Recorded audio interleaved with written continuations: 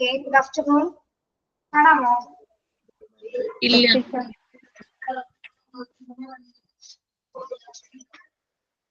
Bro okay okay ma'am. കാണാം miss.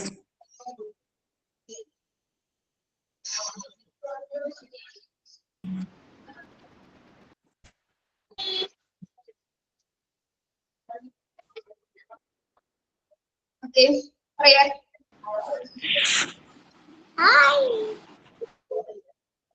ഞാൻ ചൊല്ലാം miss. O Lord, O my soul, bless me every day. God will make a way with love and strength, blessing every moment, kindness and grace, joyful and happiness with love and strength.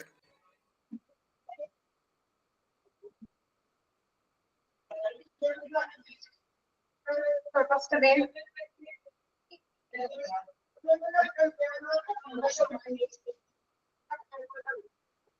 First name. ഞാൻ പറയാം മാം. I'm Saif Nisa. Trust is like glass. Once broken, it will never be the same again.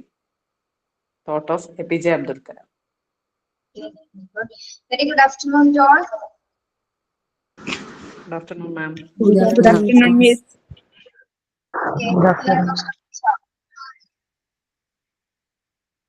ഭക്ഷണം കഴിച്ചോന്ന് നോയമ്പുള്ളവരുടെ കേട്ടോ. നോമ്പ് തീരാറായില്ല, എന്താ തീരുന്നേ? ചിലപ്പോ തിങ്കളാഴ്ച ആയിരിക്കും, അല്ലെങ്കിൽ ചൊവ്വാഴ്ച ആയിരിക്കും പെരുന്നാള്. നിങ്ങൾക്ക് അവധി തന്നിട്ടുണ്ടാവും ക്ലാസ്സില്? എന്താ മിസ്? കേട്ടില്ല.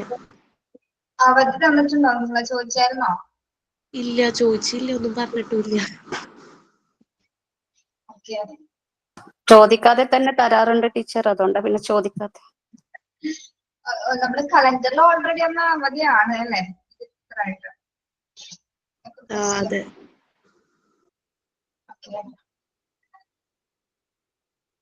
ഒരു ദിവസം ക്ലാസ് ഇല്ലാതിരിക്കുള്ളൂ? എന്തോ?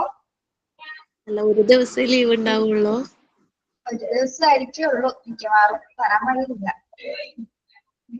മൺഡേ ട്യൂസ്ഡേ ലീവ് ആയിരിക്കും തോന്നും ടീച്ചർ. 2 days ഉണ്ടാവില്ല എന്തായാലും, കാരണം മൺഡേ ആണോ ട്യൂസ്ഡേ ആണോ എന്നുള്ളൊരു കൺഫ്യൂഷൻ വരുമ്പോ എന്തായാലും 2 days കൊടുക്കുന്നു തോന്നുന്നേ. ഞായറാഴ്ച ഒരു രാത്രിക്കുള്ളിലെ ലീവ് കാണില്ലേ? ഞായറാഴ്ച ആകുമ്പോഴേ അറിയുള്ളൂ. പിന്നെ തിങ്കളാഴ്ച ഓൾറെഡി ഒഴിവാണല്ലേ? അതെ, പബ്ലിക് ഹോളിഡേ ആണ്. അതെ. 2 ദിവസമൊക്കെ അവധി വരുമെന്ന് അറിയില്ല കേട്ടോ. ബട്ട് ശിവരാത്രിക്ക് 2 days അന്ന് തന്നിരുന്നു. അപ്പൊ പിന്നെ പെരുന്നാളിന് എന്തായാലും ഞാനൊരു 4 days എല്ലാം പ്രതീക്ഷിക്കുന്നുണ്ട്. മിസ്സേ, വിഷുവിന് ലീവ് ഉണ്ടാവോ? വിഷു ഉണ്ടാവും. വിഷു ഏത് ദിവസമായിരുന്നു? ശനിയാഴ്ചയാണോ?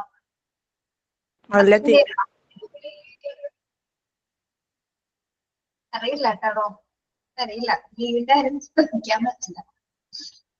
പിന്നെ നിങ്ങൾക്ക് ഇന്നിപ്പോ മിക്ക കുട്ടികൾക്ക് സ്കൂളൊക്കെ ഇന്ന് കഴിഞ്ഞല്ലോ, എക്സാം കഴിഞ്ഞില്ലേ? ഇന്ന് നാളേക്ക് ആയിട്ട് തീരും. എക്സാം കഴിഞ്ഞു, 25-ാം തീയതി കഴിഞ്ഞു. ഇന്നലെ കഴിഞ്ഞു കുറെ കുട്ടികൾക്ക്. നമ്മൾക്ക് ഇന്നാണ് ക്ലോസ് ചെയ്യുന്നത് സ്കൂള്. വിഷു തിങ്കളാഴ്ച വരുക. തിങ്കളാഴ്ച അപ്പൊ നല്ലതായിരിക്കും. അപ്പൊ നമുക്ക് ശനി ഞായർ തിങ്കൾ 3 ദിവസം എടുക്കും. ഒഴിവുണ്ടാവുള്ളൂ. പിന്നെന്താ വിശേഷം? നല്ല വിശേഷം. ചൂടല്ലേ? ഭയങ്കര ചൂട്.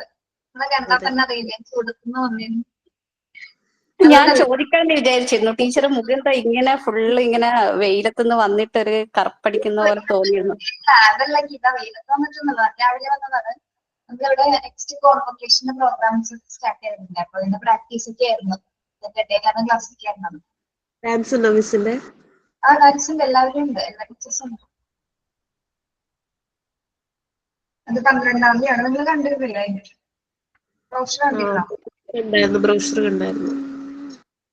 അപ്പൊ അതിന്റെ ഒരുക്കങ്ങളിൽ നമുക്ക് എന്തായാലും ലീവ് തരും. കഴിഞ്ഞ ഇതിന് തന്നിട്ടുണ്ടായിരുന്നു. അതിലേക്ക് തിരക്കിലായിരുന്നു. നിങ്ങൾ ടീച്ചേഴ്സ് എല്ലാവരും യൂണിഫോം ഒക്കെ എടുക്കണമല്ലോ. അപ്പൊ അതിന്റെ തിരക്ക് എല്ലാവർക്കും ക്ലാസ്.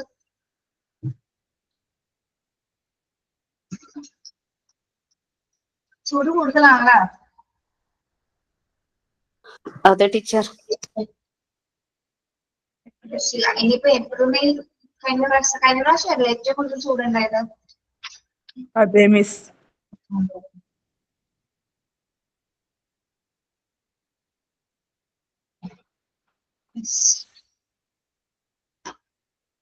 പിന്നെന്താ, നമ്മുടെ MT8 എന്ന് പറഞ്ഞൊരു ബാച്ച് ഉണ്ട്. നിങ്ങള് ഗ്രൂപ്പിലുള്ള കണ്ടാന്ന് എനിക്കറിയില്ല. അവരുടെ പ്രോഗ്രാംസ് ആയിരുന്നു റംസാൻ അനുബന്ധിച്ചുള്ള ഒരു ഈദ് മുബാറക്കിന്റെ പ്രോഗ്രാംസ് കണ്ടക്ട് ചെയ്തായിരുന്നു. രാവിലെ 11:30 to 12:40 വരെ ഉണ്ടായിരുന്നു. ഒപ്പന ഉണ്ടായിരുന്നു, മാപ്പിള പാട്ടുകള്, പിന്നെ എന്താണ് ഈദിന്റെ വിഷസ്, അല്ലാതെ മറ്റു സിനിമാ പാട്ടുകൾ, നല്ല കാര്യം. രണ്ട് ടൈപ്പ് ഒപ്പന. അവര് ശരിക്കും ഒരുങ്ങി കളിച്ചു എല്ലാവരും. ക്യാമറ ഓൺ ചെയ്ത്. ഇൻസ്റ്റിറ്റ്യൂട്ടിൽ വന്നിട്ടോ? ഇൻസ്റ്റിറ്റ്യൂട്ടിൽ വന്നിട്ടോ? ഇല്ല, ഓൺലൈനിലെ വീട്ടിലിരുന്ന്. ഓൺലൈനിൽ അപ്പൊ എങ്ങനെ ഒപ്പന കളിച്ച്? എന്താണ്? അല്ല, ഓൺലൈനിൽ എങ്ങനെ ഒപ്പന കളിച്ച്? പലരും പല സ്ഥലത്തല്ലേ? പലരും പല സ്ഥലത്ത് അവര് കോർഡിനേറ്റ് ചെയ്ത് പഠിച്ചു. എന്താണ് നമുക്ക് ഓൺലൈനിൽ പറ്റാത്തത്? എല്ലാം പറ്റും കേട്ടോ. അതിലൊരു കുട്ടി നന്നായിട്ട് മണവാട്ടിയായിട്ട് ശരിക്കും ഒരുങ്ങി ഗോൾഡൊക്കെ ഇട്ട് തക്കം പരിപാടി. എനിക്ക് അവിടെ എല്ലാ പരിപാടിയും എപ്പോഴും ആഘോഷിക്കുള്ളൂ. എനിക്ക് ചെറിയ പരിപാടി ഉണ്ടെങ്കിൽ അവര് ഭയങ്കര അവര് തന്നെ ആങ്കർ ചെയ്യണം. അതിലൊരു കുട്ടി ആങ്കർ ചെയ്യും, പിന്നെ ബാക്കിയുള്ളവർ സപ്പോർട്ട് ചെയ്യും. പാട്ടൊക്കെ നല്ല രസം. എല്ലാവരും കുറെ പേര് അതിൽ പാട്ടുകാരാണ്. പിന്നെ സോളോ പെർഫോമൻസ് ഉണ്ടായിരുന്നു, ഡാൻസ്. നല്ല രസമായിരുന്നു. നിർത്തുണ്ടായില്ല, ലാസ്റ്റ് നിർത്തിച്ചതാണ് നമ്മൾ. ഇനി ഉണ്ടായി 2 പ്രോഗ്രാംസ് കൂടി. സമയം അനുവദിക്കില്ലല്ലോ നമുക്ക്. അങ്ങനെ നിർത്തി പോന്നതാ. അതിൽ നിന്ന് കുറച്ചാൾക്കാരെ ഇതിലേക്ക് ഇട്ടിട്ട് ഇതിൽ നിന്ന് കുറച്ചാൾ അതിലേക്ക് ഇട്ടാൽ നല്ലതായിരിക്കും. ശരിയാണ് ഉണ്ടാവുന്നത്. നിങ്ങൾ മറ്റേ വർക്ക് എല്ലാവരും കാണിച്ചായിരുന്നോ? പെൻസിൽ ട്രീയുടെ അത് കാണിച്ചിരുന്നു ടീച്ചർ. മറ്റേ ബട്ടൺസിന്റെ മാം എന്തൊക്കെ കാണിക്കാനുണ്ട്? കുറച്ചു പേര് കാണിക്കുന്നുണ്ടായിരുന്നു മിസ്. അന്ന് തിരക്ക് കാരണം മിസ് പോയി. ഇനി കാണിക്കാത്ത ആരെങ്കിലും ഒക്കെ പെട്ടെന്ന് കാണിക്കുമോ?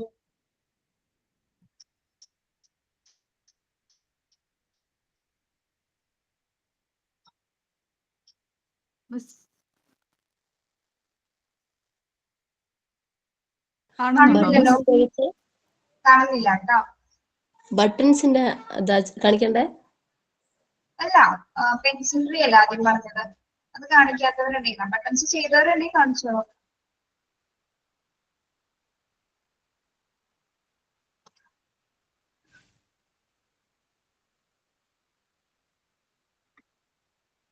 അച്ഛന ലിജേഷ് ഒരു മിനിറ്റ്.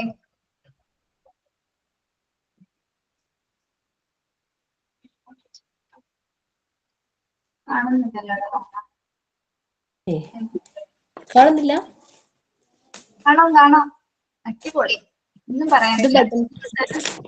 എവിടെ കാണട്ടെ? ഒരെണ്ണമല്ല, ഒരുപാട് ചെയ്തോ. അച്ഛന സൂപ്പർ. സ്വയം ചെയ്താണോ? ഒന്നുകൂടി കാണിക്കാമോ അച്ഛന? ഏതാണോ? ഇത് ട്രീ അല്ലേ? ട്രീയില് നമ്മൾ കാണാത്ത പോലത്തെ ലീഫ് ഭംഗിയുണ്ട്.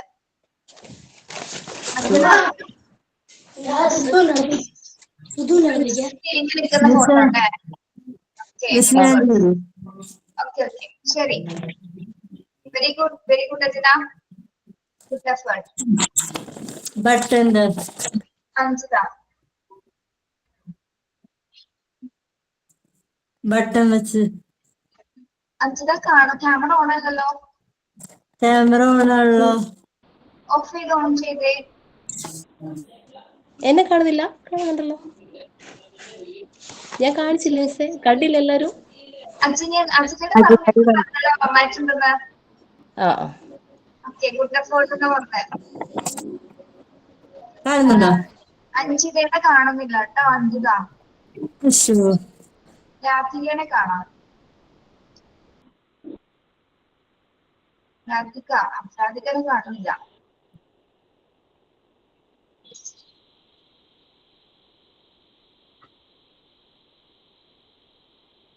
പിൻ ചെയ്യാതെ നോക്കട്ടെ കേട്ടോ. പിൻ ചെയ്യുമ്പോഴാണ് പോകുന്നത്. ഇനി ഒന്ന് കാണിക്കൂ. അഞ്ചിത, രാധിക ഒന്ന് കാണിക്കൂ. മിസ് എന്നെ കാണുന്നുണ്ടോ? ഇല്ല അഞ്ചിത, ഒന്നും കാണുന്നില്ല. സംസാരിക്കുന്ന മാത്രം കേൾക്കാം.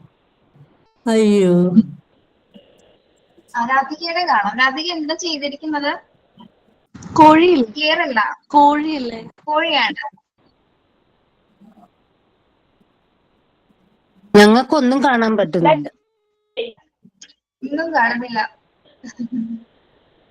അജ്നയുടെ കണ്ടായിരുന്നു. അതെന്താന്ന് അറിയില്ല. നാളെ ജിസാമിസിന്റെ അതെ കാണാൻ പറ്റുന്നില്ല എന്ന് പറയണ്ടായിരുന്നു. ക്യാമറ ഓൺ ചെയ്തിട്ടുണ്ട് അഞ്ചിത. അഞ്ചിത ഓൺ ചെയ്തിട്ടുണ്ട്, കണ്ടിരുന്നു ഓൺ നേരത്തെ, പക്ഷെ ചെയ്തിട്ടുണ്ട്. റേഞ്ചിലാദ്യമായിട്ടാണോ? റേഞ്ച് ഉണ്ട്, എന്താന്നറിയില്ല. നേരത്തെ കണ്ടു, ആളെ ജസ്റ്റ് കണ്ടു, പക്ഷെ ക്ലാരിറ്റി കുറവായിരുന്നു. ഇത് രാധികയുടെ കാണാം കേട്ടോ. രാധിക ഇതെന്താ ചെയ്തിരിക്കുന്നത്? ലെറ്റർ ട്രീ അല്ലേ? ഓക്കെ. പെൻസിൽ എവിടെയാണോ? പെൻസിലോണ്ടല്ലേ ചെയ്തിരിക്കുന്നേ? വരുന്നത് പെൻസിൽ കാണുന്നില്ല. കുറച്ചുകൂടെ പൊക്കി.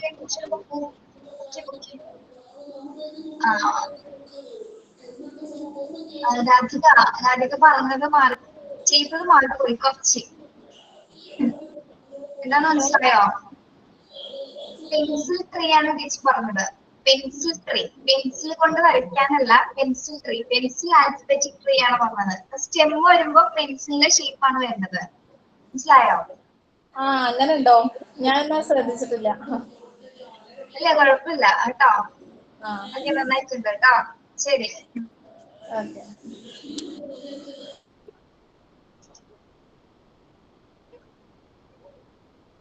മിസ് ഞാൻ കാണിക്കട്ടെ?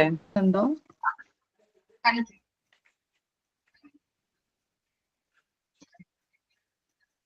നിങ്ങൾ ക്യാമറ ഓൺ ചെയ്യുന്നുണ്ടോ? കാണുന്നില്ല കേട്ടോ. കാണുന്നില്ല മിസ്. ഇല്ല.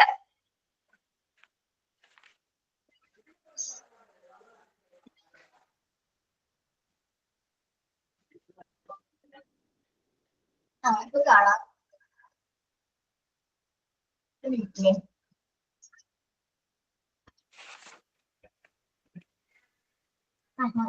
അതെ രാധിക കണ്ടോ? ഇതാണ് ടീച്ചർ പറഞ്ഞത്. സ്റ്റെം ഇങ്ങനെ വരാനാണ് പറഞ്ഞത്. പെൻസിലിന്റെ രൂപത്തിലാണ് വരേണ്ടത്. കണ്ടോ? ബാക്കിയൊക്കെ മുകളിൽ ചേർന്ന് കറക്റ്റ് ആയിരുന്നു. താഴെ ഇങ്ങനെ വരണം. Okay, very good. Button art കാണിക്കട്ടെ മിസ്?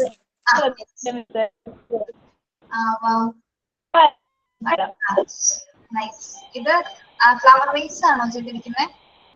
അതെ അതെ. Okay, thank you miss. ഒട്ടിച്ചിട്ടുണ്ട്. Okay, very good. കുറിച്ച് വെക്കണേ. പ്രാക്ടിക്കൽസ് നമുക്ക് കൊണ്ടിടാം. Okay ma'am. അല്ലെങ്കിൽ കാണിക്കുന്നുണ്ടോ? മിസ് കാണിക്കട്ടെ. അക്ഷയ കാണിക്കുന്നുണ്ടോ? കാണുന്നില്ലടോ. ഇപ്പം കാണുന്നുണ്ടോ?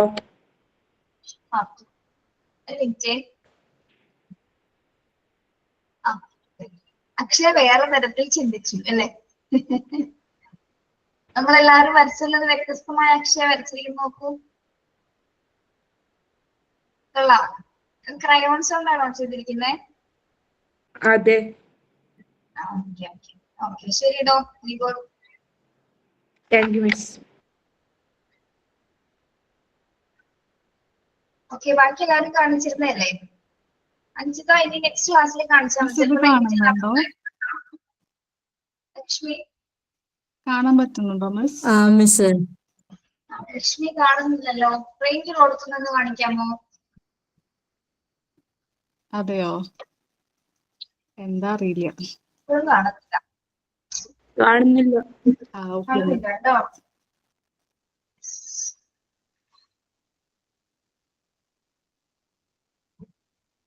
സോ നമുക്ക് നെക്സ്റ്റ് ടൈം കാണിക്കാം കേട്ടോ.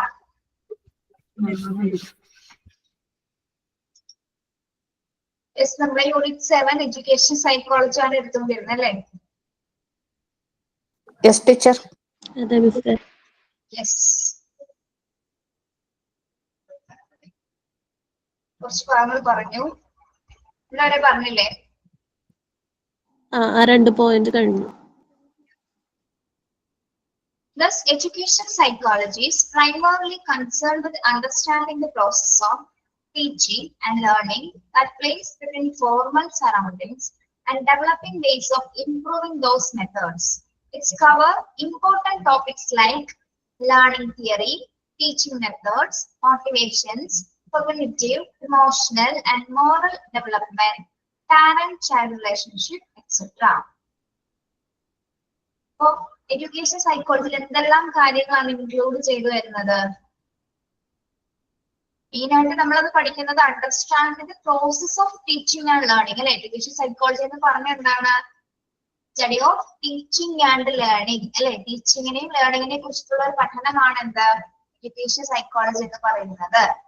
ഓക്കെ, അതായത് നമ്മുടെ ഫോർമൽ സറൗണ്ടിങ്സിനെ ചുറ്റിപ്പറ്റിയ കുറെ കാര്യങ്ങൾ, കുറെ മെത്തേഡ്സുകൾ ഉപയോഗിച്ചു കൊണ്ടുള്ളൊരു പഠനമാണ് എന്ത് എഡ്യൂക്കേഷണൽ സൈക്കോളജി എന്ന് പറയുന്നത്. ഇനി എന്തൊക്കെ കാര്യങ്ങളാണ് അതില്, എന്തൊക്കെ കവർ ടോപ്പിക്സ് ആണ് അതിൽ വരുന്നത്? ഏതൊക്കെയാണ്? കവർ ഇമ്പോർട്ടന്റ് ടോപ്പിക്സ് എന്ന് അണ്ടർലൈൻ ചെയ്ത് പോണേ. Educational psychology cover important topics like ഏതൊക്കെയാണ്? ലേണിംഗ്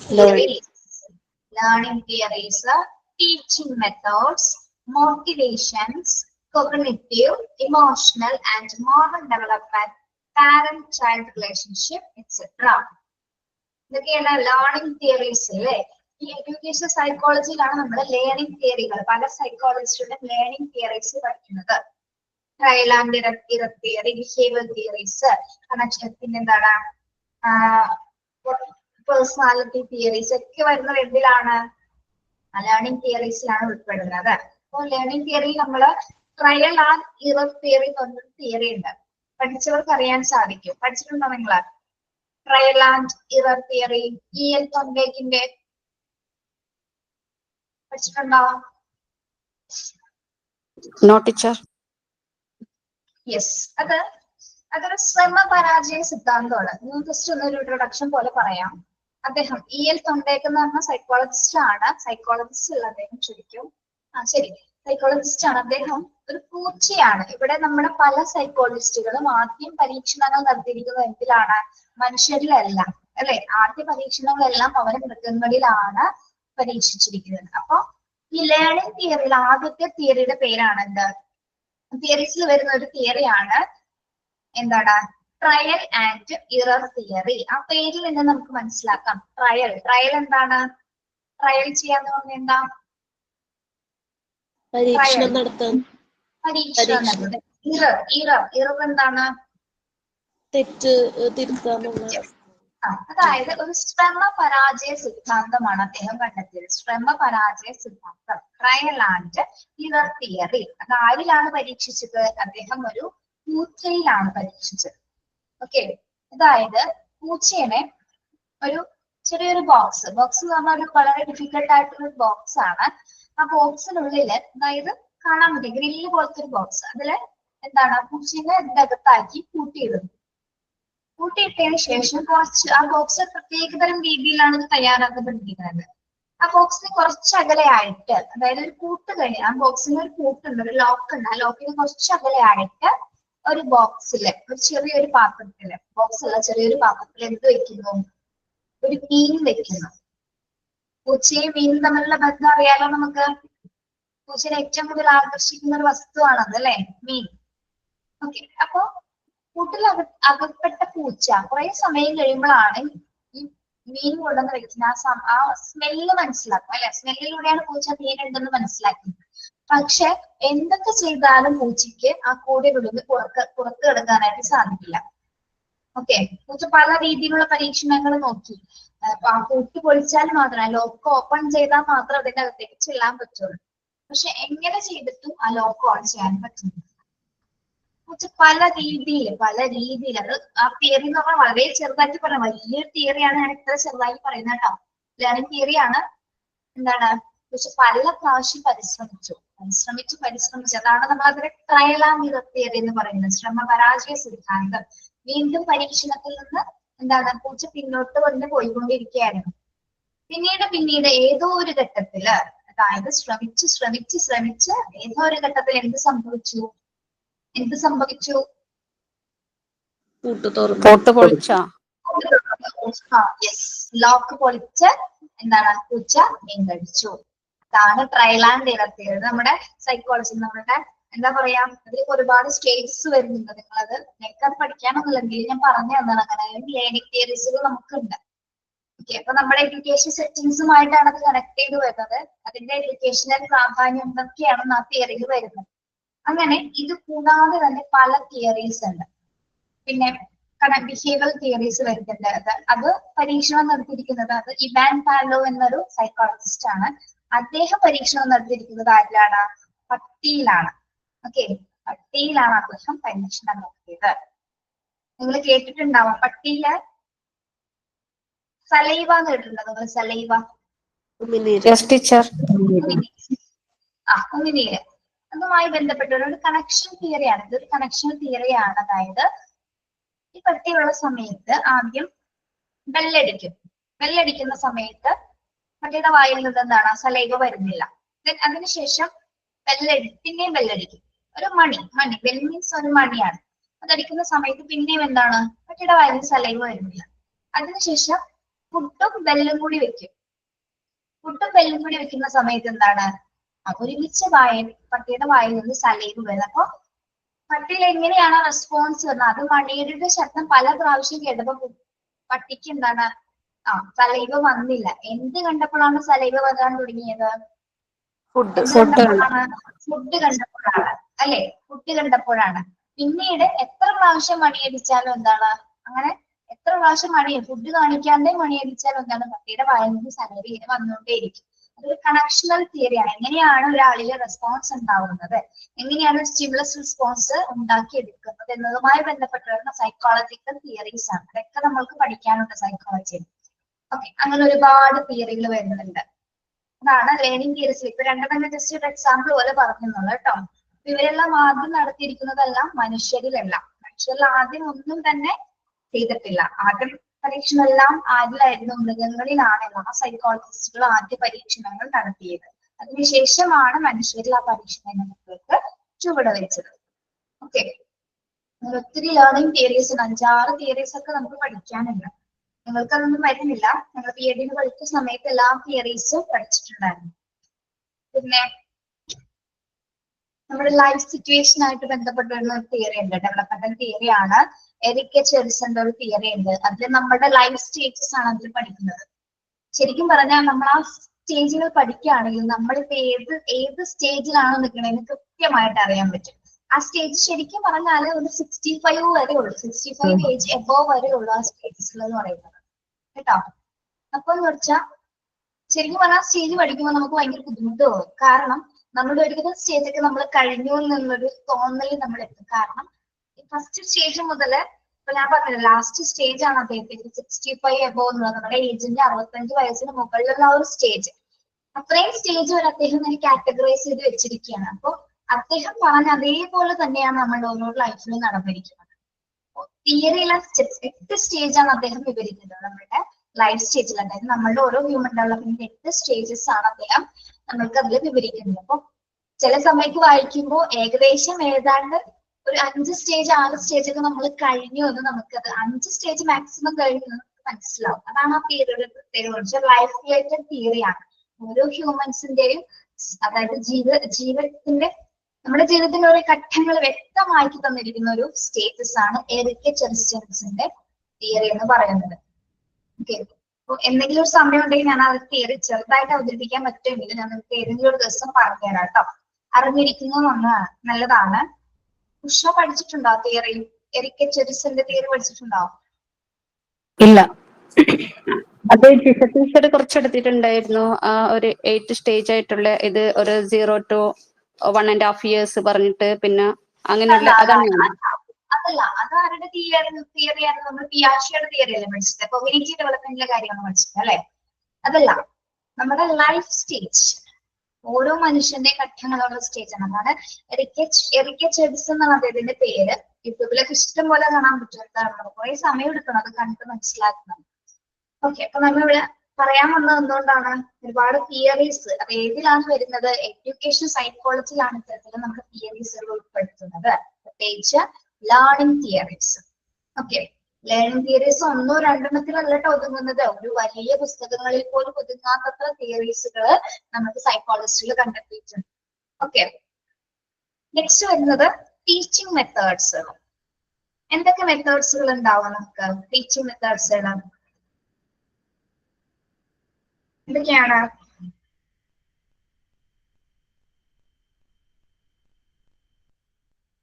ത്രൂ ആക്ഷൻസ്, എന്തൊക്കെ മെത്തേഡ്സുകളാണ്? Through verbal, through actions, actions, verbal communication. Teaching മെത്തേഡ്സുകൾ പല രീതിയിൽ അല്ലെ? നമുക്ക് ശരിക്കും അവിടെ പറഞ്ഞാല് എന്താ പറയേണ്ടത്? ടീച്ചർ പ്യൂപ്പിൾ മെത്തേഡ്സ് ഉണ്ട്, അതായത് ഇന്ററാക്ഷൻ മെത്തേഡ്സുകൾ വരുന്നുണ്ട് അല്ലെ? ഈ ഒരു ക്ലാസ്സില് ടീച്ചറും കുട്ടിയും തമ്മിൽ എന്തുണ്ട്? ഇന്ററാക്ഷൻസ് നടത്തുന്നുണ്ട് അല്ലെ? ഇവിടെ ഇന്ററാക്ഷൻ എന്ന് ഉദ്ദേശിക്കുന്നത് അവർ തമ്മിൽ ഒരു പരസ്പര കണക്ഷൻ വരുന്നു, ടീച്ചറും കുട്ടിയും. അതായത് ടീച്ചർ പ്യൂപ്പിൾ അല്ലെങ്കിൽ ടീച്ചർ ചൈൽഡ് ഇന്ററാക്ഷൻ നടക്കുന്നുണ്ട്, ചൈൽഡ് ചൈൽഡ് ഇന്ററാക്ഷൻ, കുട്ടികളുമായിട്ട് ഇന്ററാക്ഷൻ നടക്കുന്നുണ്ട്. പലതരത്തില് ക്ലാസ്സിൽ ഇന്ററാക്ഷൻ നടക്കുന്നുണ്ട്.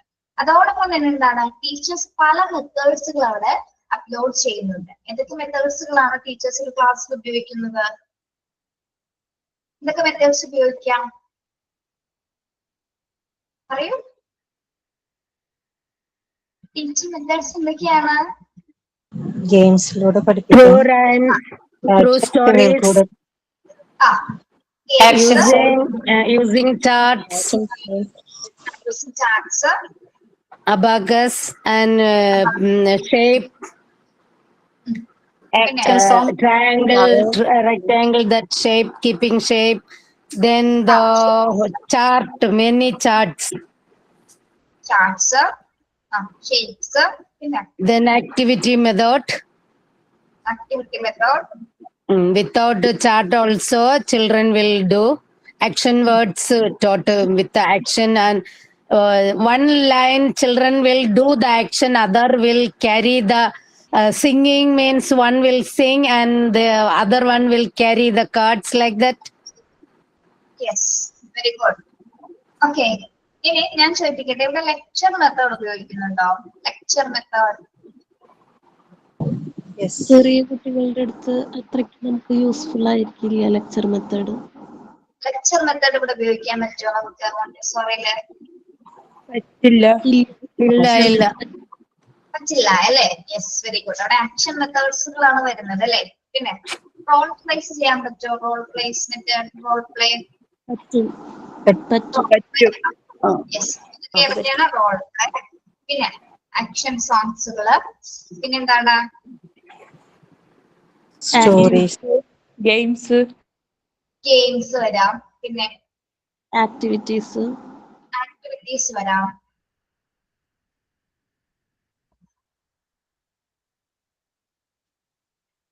ഗ്രാഫ്റ്റ് വർക്ക് എല്ലാം പറ്റില്ലേ മിസ്സേ? ക്രാഫ്റ്റ് വർക്ക് വരാം. പിന്നെ മ്യൂസിക് വരുന്നുണ്ടോ? മ്യൂസിക് ടീച്ചിങ് മെത്തേഡ്സ് അല്ലെ? വരുന്നുണ്ട്. ഇപ്പൊ ഓഡിയോസ് ഉപയോഗിച്ചുകൊണ്ട് പാട്ട് കേൾപ്പിച്ചുകൊണ്ട് കുട്ടികളെ നമുക്ക് പഠിപ്പിക്കാൻ സാധിക്കും അല്ലെ? ഓക്കെ, അപ്പൊ മ്യൂസിക് അവിടെ വരുന്നുണ്ട്. അത് തന്നെയാണ് ആക്ഷൻ സോങ്സിലും വരുന്നത് അല്ലെ? പിന്നെ എന്തൊക്കെ മെത്തേഡ്സുകൾ അറിയാം? ടച്ച് ആൻഡ് ഫീൽ ബോർഡ് വെച്ചിട്ട് ചെയ്യും. യെസ്, ടച്ച് ആൻഡ് ഫീൽ ചെയ്യുന്നു. പിന്നെ കളേഴ്സിന്റെ ചാർട്ടും കളറിന്റെ ഷേപ്പുകള് അങ്ങനെയൊക്കെ ചെയ്യും. പിന്നെ ടീച്ചിങ് ഇൻഡിപെൻഡൻസ് ആൻഡ് കോർഡിനേഷൻ, 3-4 പേര് റൗണ്ടിൽ നിർത്തിക്കൊണ്ട് അവരെ ഓരോന്ന് ചെയ്യിക്കുക, അങ്ങനെയൊക്കെ ഒത്തിരി മെത്തേഡ്സ് ഉണ്ട് മിസ്സേ. Yes, okay, very good. Okay, അപ്പൊ എന്തൊക്കെയാണ് നമ്മൾ പറഞ്ഞത്? ലേണിംഗ് തിയറീസ് പറഞ്ഞു, ടീച്ചിങ് മെത്തേഡ്സ്. നെക്സ്റ്റ് വരുന്നത് എന്താണ്? മോട്ടിവേഷൻസ്.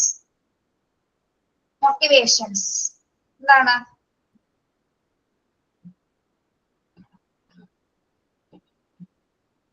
മോട്ടിവേഷൻസ് എന്താണ് മോട്ടിവേഷൻ?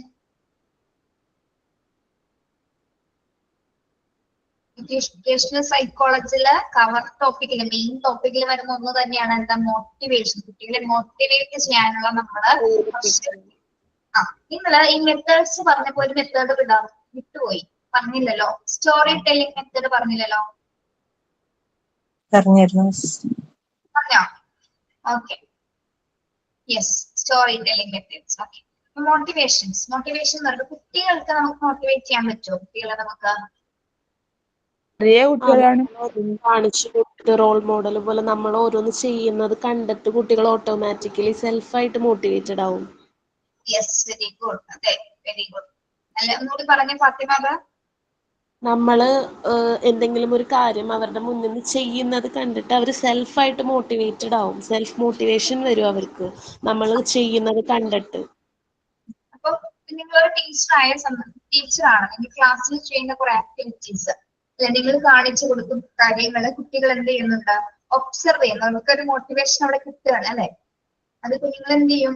നമ്മൾ പറയുന്ന സമയത്ത് അവിടെ ചെയ്യും, അല്ലാതെ അവർ വീട്ടിൽ പോയി ചെയ്യാനായിട്ട് അവർക്കൊരു ഒരു മോട്ടിവേഷൻ കിട്ടുകയാണ്. ടീച്ചർ ക്ലാസ് ചെയ്യിപ്പിച്ച കാര്യം കുഞ്ഞ് വീട്ടിൽ ചെയ്യാനായിട്ട് കുഞ്ഞിന് സാധിക്കും. അതേപോലെ തന്നെ ഇനിയിപ്പോ ആക്ടിവിറ്റീസ് മാത്രമല്ല, ടീച്ചേഴ്സ് പറഞ്ഞു കൊടുക്കുന്ന കാര്യങ്ങളിൽ ചില കുഞ്ഞുങ്ങൾക്ക് എന്താണ് എന്തെങ്കിലും ബാഡ് ഹാബിറ്റ് ഉള്ള കുട്ടികൾ ഉണ്ടാവും അല്ലെ? ചില കുഞ്ഞുങ്ങൾ ചില ബാഡ് ഹാബിറ്റുകൾ ഇപ്പോഴും മാറാത്തവരുണ്ടാവും. അപ്പൊ ടീച്ചർ നിരന്തരം ഇങ്ങനെ ക്ലാസ്സിൽ പറഞ്ഞ് എന്താണ് കുട്ടികൾ അത് മാറ്റം ഉണ്ടാക്കാൻ വേണ്ടി സാധിക്കുകയാണ് അല്ലെ? ഇപ്പൊ എപ്പോഴും നെയിൽ ബൈറ്റ് ചെയ്യുന്ന കുഞ്ഞായിരിക്കാം, അല്ലെങ്കിൽ ക്ലാസ്സിൽ ശ്രദ്ധിക്കാതിരിക്കുകയായിരിക്കും, അല്ലെങ്കിൽ എന്തെങ്കിലും അലസനായിട്ടിരിക്കുന്ന ഒരു കുഞ്ഞ്. എപ്പോഴും ടീച്ചർ എന്ത് ചെയ്യും? അവന്റെ അലസത മാറ്റാൻ, അല്ലെങ്കിൽ എന്താ ബാഡ് ഹാബിറ്റ് മാറ്റാൻ എന്തെങ്കിലും തരത്തിലുള്ള ആക്ടിവിറ്റീസോ, അല്ലെങ്കിൽ ടീച്ചർ വാക്കാല് പല രീതിയിൽ സംസാരിക്കും അല്ലെ? അല്ലെങ്കിൽ അവൻ അടുത്ത് വിളിച്ച് സംസാരിക്കും, അല്ലെങ്കിൽ മൊത്തം കുട്ടികളോട് ഒരുമിച്ചിരുന്ന് സംസാരിക്കും. അപ്പൊ എന്താണ് കുട്ടിക്ക് സംഭവിക്കുന്നത് അവിടെ? ടീച്ചർ ഇത്രയും പറഞ്ഞത് നമുക്ക് കുഞ്ഞ് മനസ്സിലാക്കും അല്ലെ? ഒരുപാട് തവണ പറഞ്ഞു കഴിയുമ്പോൾ കുട്ടിക്ക് തോന്നുന്നു അതൊരു ബാഡ് ഹാബിറ്റ് ആണെന്ന് കുഞ്ഞ് മനസ്സിലാക്കിയാണ് അല്ലെ? ആ ഒരു മോട്ടിവേഷൻ കിട്ടിക്കഴിയുമ്പോൾ എന്ത് ചെയ്യും? പിന്നീട് അങ്ങോട്ട് കുഞ്ഞ് ആ ബാഡ് ഹാബിറ്റ് മാറ്റാനായിട്ട് തുടങ്ങും. ഓക്കെ, യെസ്, മനസ്സിലായോ? നെക്സ്റ്റ് വരുന്നത് കൊഗ്നിറ്റീവ് ആൻഡ് ഇമോഷണൽ. അടുത്ത ടോപ്പിക്സ് ആണ് കൊഗ്നിറ്റീവ് ആൻഡ് ഇമോഷണൽ. നമ്മൾ കൊഗ്നിറ്റീവ് തിയറീസ് പഠിച്ചു അല്ലെ? ഏതൊക്കെ തിയറീസ് ആണ് പഠിച്ചത്? പിയാഷയുടെ തിയറി പഠിച്ചു, കൊഗ്നിറ്റീവ് ഡെവലപ്മെന്റൽ തിയറി, 4 സ്റ്റേജസ് വരുന്ന തിയറീസ് പഠിച്ചു. ഓർക്കുന്നുണ്ടോ?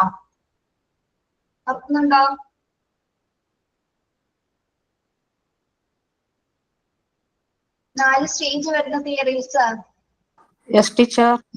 ഏതൊക്കെ സ്റ്റേജസ് ആണ് നമ്മൾ പഠിച്ചത്?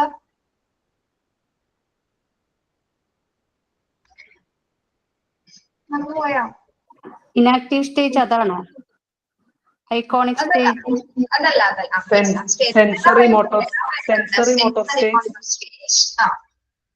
Pre operational stage, concrete operational stage, formal operational stage. ഓരോ തിയറീസിലും ഓരോ സ്റ്റേജിലും നമ്മൾ എന്താ പഠിച്ചത്? ഓരോ ഏജിൽ കുട്ടിക്ക് ഉണ്ടാവുന്ന മാറ്റങ്ങളാണ് അല്ലെ? കുട്ടികളിൽ ഉണ്ടാവുന്നവർ എന്തൊക്കെ ലേൺ ചെയ്യുന്ന കാര്യങ്ങളാണ് നമ്മൾ പഠിച്ചത്. ഓക്കെ, അതും എഡ്യൂക്കേഷൻ സൈക്കോളജിയുടെ ഭാഗമായിട്ട് വരുന്ന ടോപ്പിക്സുകളാണ്, മെയിൻ ടോപ്പിക്സുകളാണ് കമ്മ്യൂണിറ്റി ഡെവലപ്മെന്റ് തിയറീസ് എല്ലാം തന്നെ. ഓക്കെ, പിന്നെ വരുന്ന ബാക്കി എല്ലാ stages, enactive stage, iconic stage and symbolic stage, ആ 3 സ്റ്റേജുകൾ അതിൽ തന്നെ ഉൾപ്പെടുത്താം നമുക്ക്. Okay, emotional theory, emotional and moral development. നമ്മൾ പഠിച്ച ചാപ്റ്റേഴ്സിൽ ഇതൊക്കെ ഓർക്കുന്നുണ്ടോ? സോഷ്യൽ ഡെവലപ്മെന്റ്, ഇമോഷണൽ ഡെവലപ്മെന്റ് ഒക്കെ പഠിച്ചത് ഓർമ്മയുണ്ടാവും? മറന്നുപോയോ? നല്ല ആൾക്കാരാണ്. 3rd ചാപ്റ്റർ പഠിച്ചത് ഓർക്കുന്നുണ്ടോ? ഇമോഷണൽ ഡെവലപ്മെന്റ് എന്നൊരു ഭാഗം. മറന്നുപോയി എല്ലാവരും. ഓക്കെ, ഇമോഷണൽ ഡെവലപ്മെന്റ് ഒരു കുട്ടീനെ എങ്ങനെ നമുക്ക്, ടീച്ചറിന്റെ റോൾ എന്താണ്, പാരന്റ്സിന്റെ റോൾ എന്താണ്, എങ്ങനെ ഇമോഷണൽ സ്റ്റെബിലിറ്റി നിലനിർത്താം, എന്തൊക്കെ ഫാക്ടേഴ്സ് ആണ് അതിനെ അഫക്ട് ചെയ്യുന്നത്, ഇതെല്ലാം പഠിച്ചിട്ടില്ലേ? Family, peer groups, factors affect socialization, അതൊക്കെ പഠിച്ചല്ലോ. അതൊക്കെ മോറൽ ഡെവലപ്മെന്റിന്റെ ഭാഗമായിട്ട് നമ്മൾ പഠിച്ചതാണ്. മറന്നുപോയി, നല്ല അടികൊള്ളണം. കഴിഞ്ഞ ചാപ്റ്റർ ഒക്കെ അങ്ങനെ അവിടെ വെച്ചിട്ട് ഇങ്ങ് പോകുന്നല്ലേ? ലൈവ് ക്ലാസ് മിസ്സാക്കി മിസ്. ഇതുവരെ റെക്കോർഡ് ക്ലാസ് കണ്ടു തീർത്തിട്ടില്ല. ഓക്കെ, നമുക്ക് ഈ ഭാഗത്തിന് ഒരു ചാപ്റ്റർ കൂടെ എനിക്ക് എടുക്കാനുള്ളൂ. ഇൻഡിവിജ്വൽ ഡിഫറൻസ് മാത്രമല്ലേ ഇത് കഴിഞ്ഞാല്? അതെ, യെസ്. പിന്നെ അടുത്തൊരു മെയിൻ ടോപ്പിക് ആണ് എന്ത്? Parent child relationship etcetera. Education സൈക്കോളജിയിൽ വരുന്ന മെയിൻ കവർ ടോപ്പിക് ആണ് എടുത്തത്. എന്താണ്? Parent child relationship. എന്താ പാരന്റ് ചൈൽഡ് റിലേഷൻഷിപ്സ്?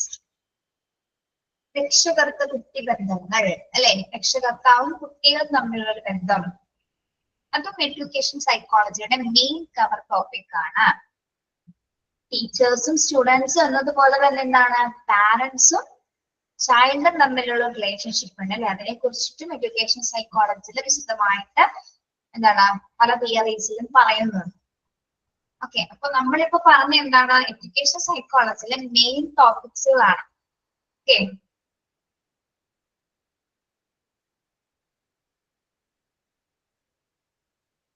ഏതൊക്കെയാണ്? It's cover important topics like learning theories, teaching methods, motivations, cognitive, emotional and moral development, and parent-child relationship, etc.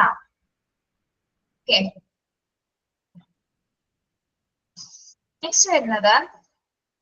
Education psychology helps the teacher to understand the students and improve their ability. Education psychology ഒരു ടീച്ചറിനെ എന്തിനാണ് help ചെയ്യുന്നത്? The teacher to understand the students and improve their ability. ഇതിനു വേണ്ടിയാണ് അധ്യാപകര് വിദ്യാഭ്യാസ മനഃശാസ്ത്രം പഠിക്കുന്നത്. എന്തിനു വേണ്ടിയിട്ടാണ്? കുട്ടികളുടെ കഴിവുകൾ മനസ്സിലാക്കാൻ വേണ്ടിയിട്ട്. യെസ്, അതെ, കുട്ടികളെ മനസ്സിലാക്കുന്നതിന് അവരുടെ കഴിവുകളിൽ അവരുടെ എബിലിറ്റീസ് ഇംപ്രൂവ് ചെയ്യിപ്പിക്കുന്നതിന് വേണ്ടിയിട്ടാണ് എഡ്യൂക്കേഷൻ സൈക്കോളജി അധ്യാപകരെ പ്രാപ്തരാക്കുന്നത്, അധ്യാപകർക്ക് സപ്പോർട്ട് കൊടുക്കുന്നത്. Okay, educational psychology helps the teacher to understand the students and improve their ability. The field of educational psychology involves the study of memory, theoretical process, and individual differences. We have cognitive psychology in conceptualizing new strategies for learning process in humans. Educators change the teaching methods and environment so that the maximum number of students is served in the general education environment. And the field of education psychology involves field of education psychology field study of memory. മെമ്മറിയെ കുറിച്ചുള്ള ഓർമ്മയെ കുറിച്ചിട്ടുള്ള മെമ്മറിനെ കുറിച്ചിട്ട് പലതരത്തിലുള്ള theory ക്ലാസ്സുകൾ വരുന്നുണ്ട്. എത്ര types of memory നമുക്കുണ്ട്? Short term memory, long term memory. ഇനി നമ്മുടെ ഷോർട്ട് ടേം മെമ്മറിയിൽ എത്രത്തോളം മെസ്സേജസ് ആണ് തങ്ങി നിൽക്കുന്നത്, അല്ലെങ്കിൽ ലോങ് ടേം മെമ്മറിയിൽ ഏതൊക്കെ ടൈപ്സ് ഓഫ് ഇൻഫർമേഷൻസ് ആണ് നിൽക്കുന്നത് എന്നതുമായി ബന്ധപ്പെട്ട ഒരുപാട് കാര്യങ്ങൾ മെമ്മറി മാത്രമായിട്ട് നമുക്ക് പഠിക്കാനുണ്ട്. അതുപോലെ തന്നെ തിങ്കിങ്ങിനെ കുറിച്ചിട്ട്, ചിന്താഗതിയിൽ പലതരത്തിലുള്ള നമുക്ക് ചിന്തകളുണ്ട്. കൺവേർജന്റ് തിങ്കിങ് ഉണ്ട്, ഡൈവേർജന്റ് തിങ്കിങ് ഉണ്ട്, ഇൻഡെപ്ത് തിങ്കിങ് ഉണ്ട്. അങ്ങനെ ചിന്തകളെ കുറിച്ചിട്ട് മാത്രം സൈക്കോളജിയിൽ പഠിക്കാനുണ്ട്.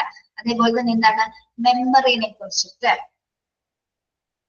നമ്മളിലെ ഒരു കാര്യം, ഇപ്പൊ നമ്മളൊരു പിക്ചർ കണ്ടു, ആ പിക്ചർ കണ്ടതിന് ശേഷം കുറച്ച് സമയത്ത് നമ്മൾ മാറി, ആ പിക്ചർ മാറി, ആ മെമ്മറി നമ്മളുടെ ഏത് മെമ്മറിയിലാണ് സ്റ്റോർ ചെയ്ത് വെക്കുന്നത്? ഷോർട്ട് ടൈം മെമ്മറിയിലായിരിക്കോ, ലോങ് ടൈം മെമ്മറിയിലായിരിക്കോ?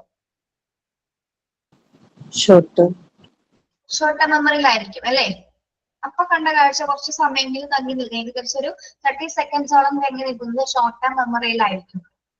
ഇനി ലോങ് ടൈം മെമ്മറീസിൽ നമുക്ക് നിൽക്കുന്ന കാര്യങ്ങൾ എന്തൊക്കെയാണ്? ലോങ് ടൈം മെമ്മറീസില്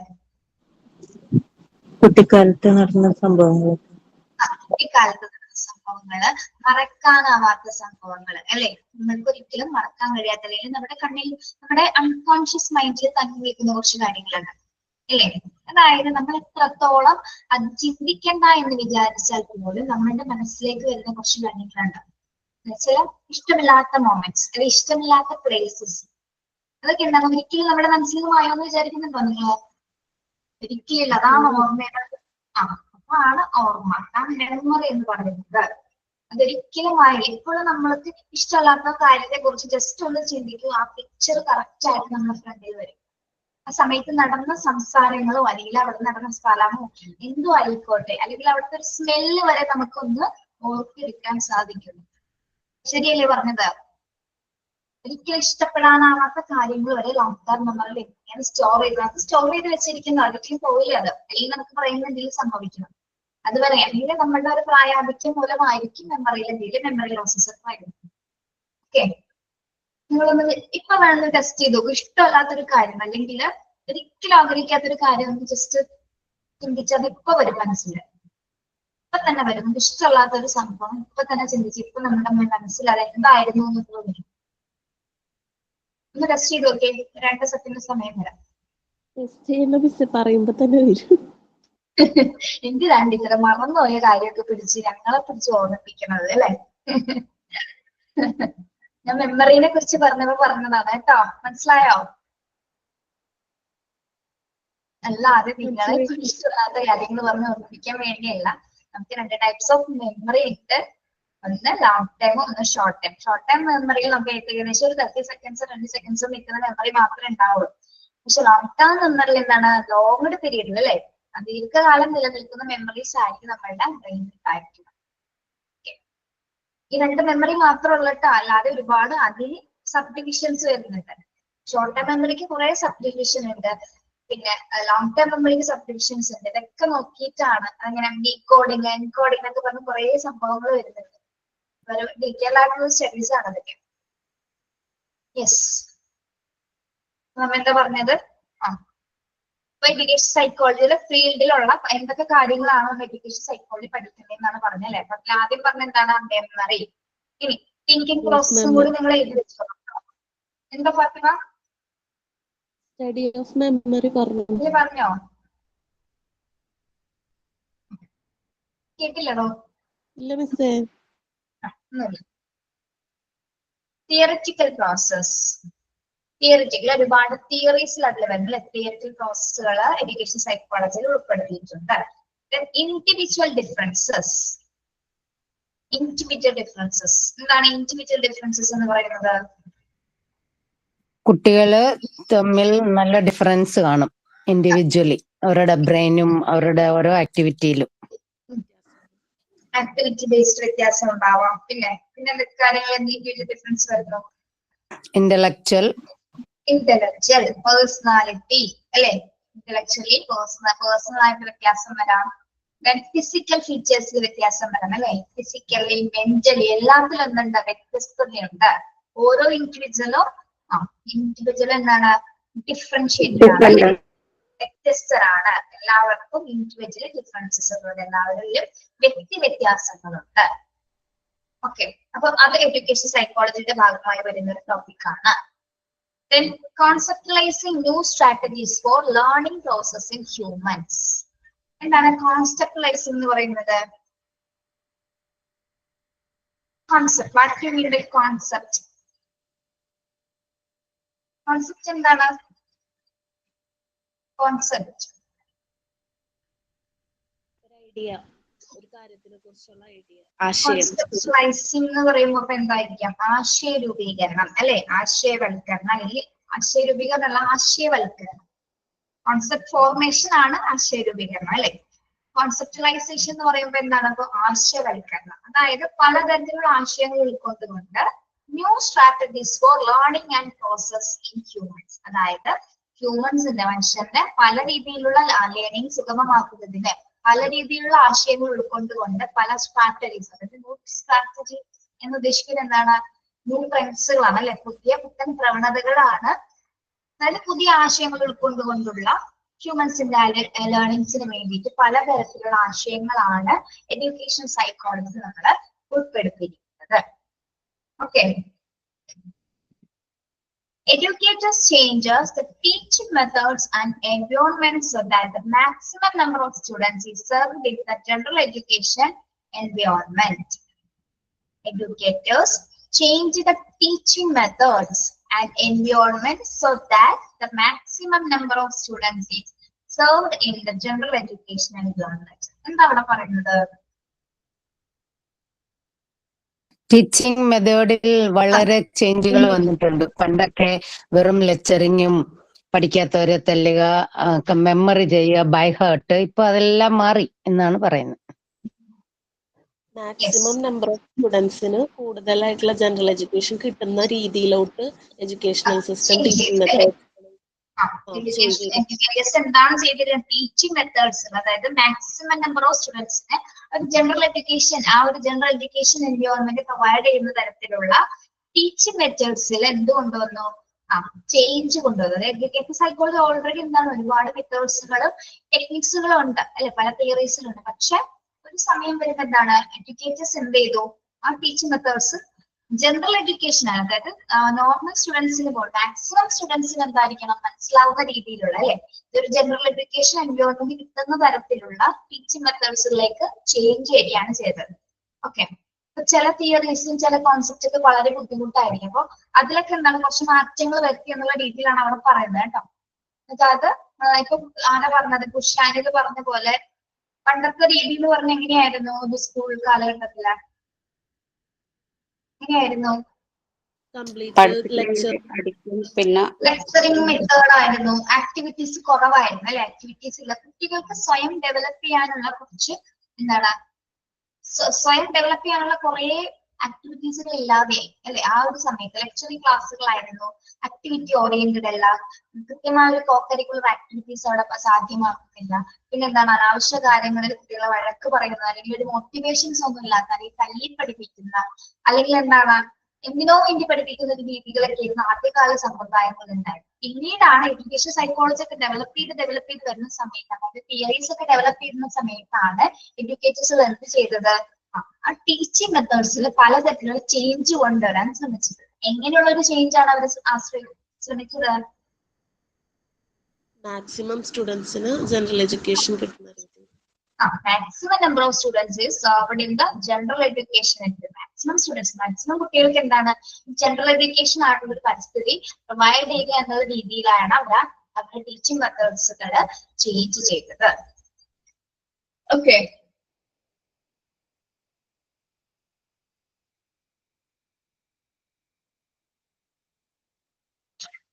യെസ്, മനസ്സിലായോ? അത് പാരഗ്രാഫ് കംപ്ലീറ്റ്.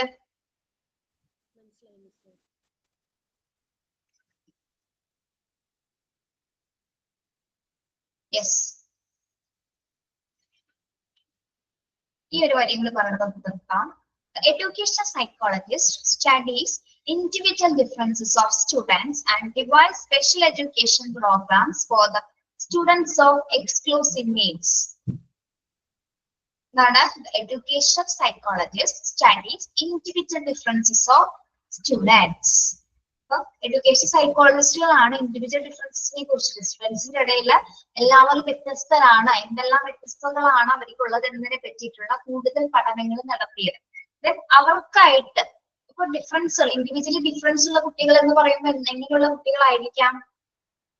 സ്പെഷ്യൽ കുട്ടികൾ, സ്പെഷ്യൽ ഓട്ടിസ്റ്റിക് ഒക്കെ ആയിട്ടുള്ള കുട്ടികൾ, സ്പെഷ്യൽ എഡ്യൂക്കേഷൻ കൊടുക്കേണ്ട കുട്ടികൾ, പ്രോഗ്രാംസുകൾ ഉൾപ്പെടുത്തേണ്ട കുട്ടികൾ ഉണ്ടായിരിക്കും. അപ്പൊ അവർക്ക് എക്സ്ക്ലൂസീവ് നീഡ്സുകൾ അല്ലെ, അവരുടെ എക്സ്ക്ലൂസീവ് നീഡ്സുകൾ സാധ്യമാകുന്ന തരത്തിലായിരിക്കണം അവർ എൻവയോൺമെന്റ് പ്രൊവൈഡ് ചെയ്യുന്നത്.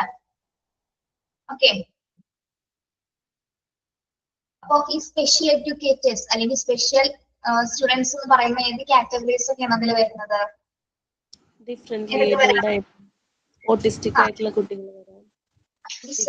മെന്റലി ഡിസേബിൾ ആയിട്ടുള്ള കുട്ടികള്, പിന്നെ ഡിസബിലിറ്റീസ് ഉള്ള കുട്ടികൾ വരാം, ലേണിംഗ് ഡിസബിലിറ്റീസ് ഉള്ള കുട്ടികൾ ഉണ്ടാവാം, കമ്മ്യൂണിക്കേഷൻ ഡിസബിലിറ്റീസ് ഉള്ള കുട്ടികൾ ഉണ്ടാവാം, ഇമോഷണൽ ആൻഡ് ബിഹേവിയറൽ ഡിസോർഡേഴ്സ് അല്ലെ, ഡിസോർഡേഴ്സ് ഉള്ള കുട്ടികൾ ഉണ്ടാകാം, ഫിസിക്കൽ ഡിസബിലിറ്റീസ് ഉണ്ടാകാം, പിന്നെന്താണ് ഡെവലപ്മെന്റൽ ഡിസബിലിറ്റീസ് ഉണ്ടാകാം. അങ്ങനെ പലതരത്തിലുള്ള വൈകല്യങ്ങളുള്ള കുട്ടികൾക്ക് വേണ്ടിയിട്ടാണ് നമ്മൾ എന്ത് പ്രൊവൈഡ് ചെയ്യുന്നത്? സ്പെഷ്യൽ എഡ്യൂക്കേഷൻ പ്രോഗ്രാംസുകൾ കണ്ടക്ട് ചെയ്യുന്നത് അല്ല. അവർക്കായിട്ട് തന്നെ എന്താണ് സിലബസ് ക്രിയേറ്റ് ചെയ്യണം അല്ലെ. അവർക്ക് വേണ്ടിയിട്ട് സ്പെഷ്യലൈസ്ഡ് പ്രോഗ്രാംസുകളാണ് പ്രത്യേക പരിഗണന ആർജിക്കുന്ന കുട്ടികൾക്ക് വേണ്ടിയിട്ട് തയ്യാറാക്കിയിട്ടുള്ളത്. Okay, yes, Special educators provide a continuity of services in which students with special needs receive varying degree of support based on their individual needs. അപ്പൊ സ്പെഷ്യൽ എഡ്യൂക്കേഷൻ കുട്ടികളെ സംബന്ധിച്ചിടത്തോളം അവർക്ക് ശരിക്കും എന്താണ് വേണ്ടത്?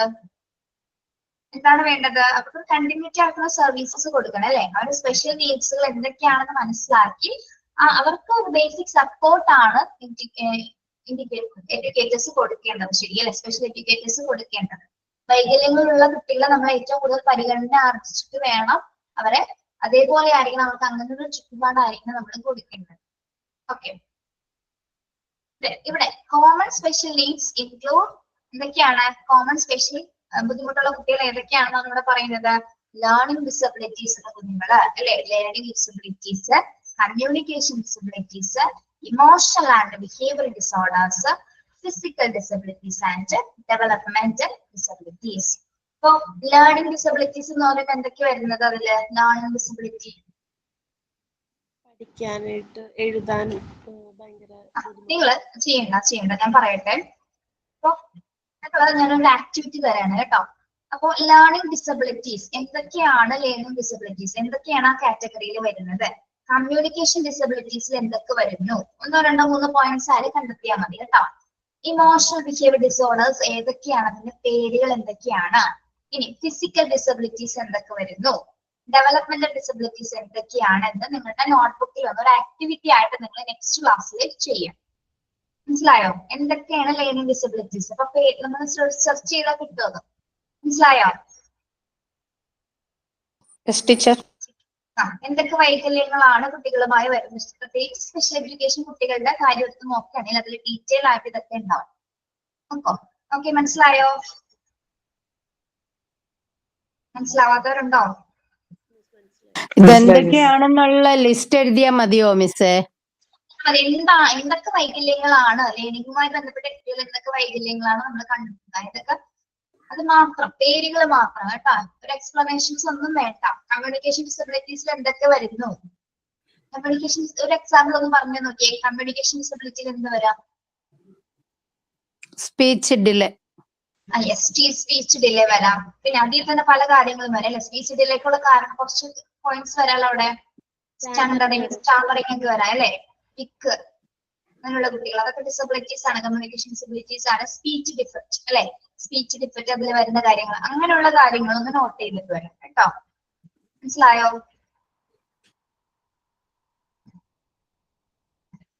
ഓക്കെ ആണോ? Okay miss. അഞ്ജിതയുടെ ക്യാമറ ഓൺ ആയിരുന്നല്ലോ നേരത്തെ. അഞ്ജിത, അത് കാണിക്കാൻ വേണ്ടിയാണോ ഓൺ ചെയ്തത്? കാണാൻ പറ്റുന്നുണ്ടോ എന്ന് ചെക്ക് ചെയ്യാൻ വേണ്ടിട്ടാ. നമ്മൾ പിൻ ചെയ്യുമ്പോ കാണുന്നില്ല, അല്ലാത്ത സമയത്ത് അഞ്ജിതനെ കാണാൻ പറ്റുന്നുണ്ട്. സാരിയടോ, നെക്സ്റ്റ് ക്ലാസ്സിൽ ഒന്ന് ഫസ്റ്റ് തന്നെ താൻ കാണിച്ചാൽ മതി കേട്ടോ. ഓക്കെ, കുഴപ്പമില്ല കേട്ടോ. നെറ്റിന്റെ പ്രോബ്ലം ആയിരിക്കാം ചിലപ്പോ. അല്ല മിസ്, ആര് പിൻ ചെയ്യുമ്പോഴാ? ഇപ്പൊ കാണുന്നുണ്ടോ? ഇല്ല, ഇപ്പൊ കാണുന്നില്ല. സാരില്ല, കുഴപ്പമില്ല കേട്ടോ. മൈൻഡപ്പ് ചെയ്യാം. ടീച്ചർ ഷെറീന ടീച്ചർ ഉണ്ടോ ഇപ്പൊ അവിടെ? അല്ലെങ്കിൽ നമ്മൾക്ക് എടുക്കാനായിട്ടാണോ അല്ലെ പോയതാണോ? ടീച്ചർ മോളുടെ എക്സാം ഒക്കെ ആയിട്ട് 10th-ലായിരുന്നു. അങ്ങനെ ടീച്ചർ ലീവ് എടുത്ത് പോയതാണ്. ഇനി എങ്ങനെയെന്ന് അറിയില്ല വരുമോ എന്നത്. എല്ലാ കുട്ടികളും ചോദിക്കുന്നുണ്ട് ഞങ്ങളോട് ഷെറിനാസിന്റെ കാര്യം. ഓക്കെ ടീച്ചർ, ടീച്ചർ വിളിക്കുകയാണെങ്കിൽ നമ്മളുടെ അന്വേഷണം പറഞ്ഞു കേട്ടോ. ഓക്കെ, പറയാം. Okay, thank you so much. നമുക്ക് താങ്ക് യു. ഇതിന്റെ കാര്യം എങ്ങനെയൊക്കെയാണെന്നുള്ളത് ഗ്രൂപ്പിൽ അറിയിക്കുക കേട്ടോ. സംശയമുള്ളവരത് വിളിച്ച് ചോദിച്ചാൽ മതി പിന്നെയാണെന്ന്. Okay, thank you. Have a nice day.